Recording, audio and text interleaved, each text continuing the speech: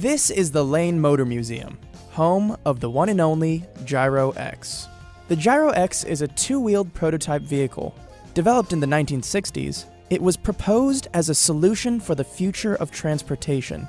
The car balances on two wheels through the use of a gyroscope under its hood. A gyroscope is a device consisting of a rapidly spinning wheel or disc mounted so that its axis can turn freely in all directions. As the axis turns, the wheel remains stationary.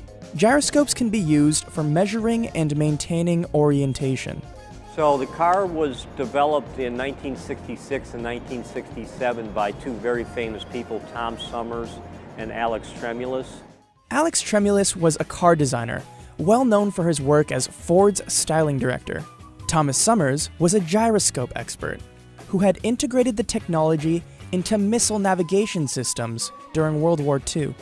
They both lived in the LA area and they became kind of friends, and they were always interested in developing a gyroscopically balanced car. So in 66 and 67, they got about $750,000 from investors to develop this car.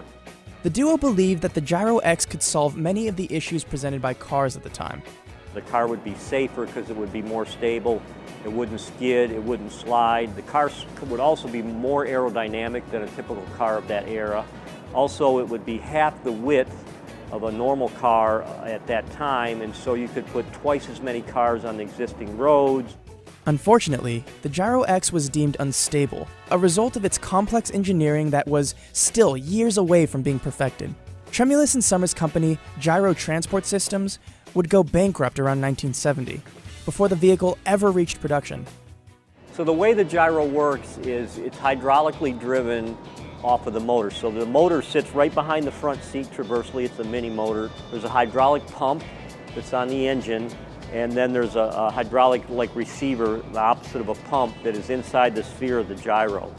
So when the motor runs, it produces hydraulic pressure that spins the gyro up. It's a 17-inch flywheel. It weighs about 230 pounds. It spins inside of this sphere. So one of the questions you might ask, well, what happened if the motor stalls? The thing you have to understand is because of the weight of the gyro, it will actually spin for about 2 hours with no power to it. That's how much energy it has in it. When Jeff acquired the car, it was a shell of its former self. It was even missing its gyroscope, so a third wheel had been added to balance it out.